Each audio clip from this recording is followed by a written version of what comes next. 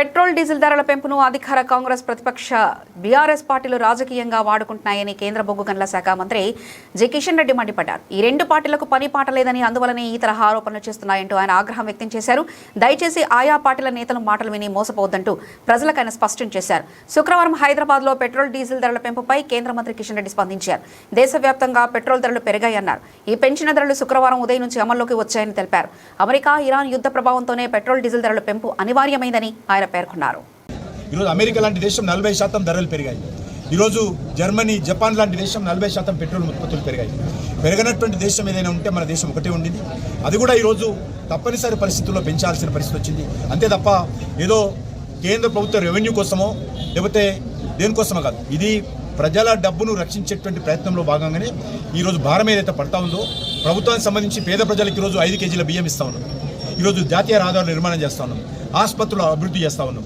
ఈరోజు రైతులకు ప్రతి నెల రైతుల అకౌంట్లో ప్రతి 4 నెలలకు ఒకసారి రైతుల అకౌంట్లో మోడీ గారు డబ్బులు వేస్తూ ఉన్నారు. అనేక రకాల మౌలిక వసతులు కల్పిస్తూ ఉన్నాం. ఇవన్నీ జరగాలి అంటే ప్రభుత్వం వస్తున్నటువంటి రెవెన్యూ లేకపోతే, ప్రభుత్వం వస్తున్నటువంటి ఆదాయం కోత పడితే ఏ సంక్షేమ కార్యక్రమం కూడా అమలు చేయాలి. కాబట్టే ఈరోజు తప్పనిసరి పరిస్థితుల్లో నరేంద్ర మోడీ గారి ప్రభుత్వము ఈ చర్య తీసుకున్నది. ఇది దేశంలో జరిగినటువంటి సంఘటన కాదు. ప్రపంచవ్యాప్తంగా ఉన్నటువంటి అన్ని దేశాలు, ప్రపంచవ్యాప్తంగా ఉన్నటువంటి అన్ని వర్గాల ప్రజలు దీని మీద ఎఫెక్ట్ అయ్యారు. కాబట్టి ఈరోజు రాజకీయ పార్టీలు కొన్ని రెచ్చగొట్టేటువంటి ప్రయత్నం చేస్తూ ఉన్నారు.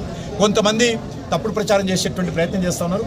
కాబట్టి దీన్ని అర్థం చేసుకోవాల్సిందిగా, ఎందుకంటే ఇప్పటివరకు చూసాం, ఎందుకంటే గతంలో చూస్తున్నాం, అగ్రిమెంట్ అయిపోయింది, యుద్ధం ఆగిపోతూ ఉంది, మరి పెట్రోల్ ఉత్పత్తులు ట్రాన్స్పోర్ట్ పెరుగుతూ ఉంది, ఏ రకమైన ఇబ్బంది లేదు అనే విధంగా మాట్లాడుతూ ఉన్నాం. కానీ అది చూస్తున్న కొద్దిగా నెలలు గడుస్తున్నా కూడా సమస్య పరిష్కారం కావడం లేదు. పెట్రోలియం క్రూడాయిల్ తీసుకొచ్చేటువంటి షిప్లు ఏవైతున్నాయో అవి పూర్తి స్థాయిలో మన దేశానికి రావడం లేదు. కాబట్టి తప్పనిసరి పరిస్థితుల్లో నరేంద్ర మోడీ గారు విషయం చెప్పారు. ఫారెన్ ఎక్స్చేంజ్ సేవ్ చేయాలి. విదేశీ మార్గద్రవ్యం చాలా పెద్ద ఎత్తున 2 సెక్టార్లో మనము 3 సెక్టార్లో, ఒకటి ఎరువుల మీద చాలా పెద్ద ఎత్తున ఈరోజు లక్షల కోట్ల రూపాయలు మనం ప్రతి సంవత్సరం విదేశాలకు చెల్లిస్తాము. రెండోది ఈరోజు పెట్రోల్ మీద విదేశీ మార్గద్రవ్యం చాలా పెద్ద ఎత్తున లక్షల కోట్ల రూపాయలు చెల్లిస్తాము. మూడోది బంగారం దిగుమతి కోసం, ఎందుకంటే బంగారం మన దేశంలో తయారు కాదు, ఇతర దేశాల నుంచి దిగుమతి చేసుకుంటాం.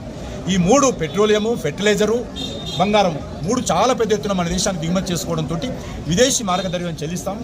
దాని కారణంగా అప్పులు చేయాల్సి వస్తుంది. దాని కారణంగా మన ఇండియన్ కరెన్సీ యొక్క విలువ, రూపాయి విలువ పతనం అవుతా ఉంది. కాబట్టి దీన్ని దృష్టి పెట్టుకునే ప్రధానమంత్రి గారు ఒక మాట చెప్పారు. అవసరమైనప్పుడే బంగారం కొనండి, మీ ఇంట్లో పెళ్ళి అవుతుంది కొనుక్కోండి, తప్పలేదు, మీ ఇంట్లో శుభకారం అవుతుంది కొనుక్కోను, అదనంగా అనవసరంగా కొనకండి, తాత్కాలికంగా అని ఒకటి చెప్పారు. రెండోది పెట్రోలియం ఏదైతున్నదో, పెట్రోల్ కానీ డీజిల్ కానీ అవసరం ఉన్నంత వాడండి, అవసరం లేకపోతే అనవసరంగా దుబారా ఖర్చు చేయొద్దు. ఎంత వీలైతే అంత దేశం కోసం, దేశ భవిష్యత్తు కోసం, దేశ ఆర్థిక వ్యవస్థ రక్షించడం కోసం, మన ఇండియన్ కరెన్సీ రూపాయి పతనం కాకుండా చూసుకోవడం కోసం పెట్రోలియం అవసరమైతేనే వాడండి అని చెప్పారు. బంగారం కొనొద్దని ఎవరికి అట్లా ఆదేశాలు ఇవ్వలేదు. పెట్రోల్ కొనొద్దు, డీజిల్ కొనొద్దని చెప్పలేదు. ఉన్నంతలో అవసరం ఉన్నంత వాడండి, వృధా చేయకండి అనేటువంటి విషయం చెప్పడం జరిగింది.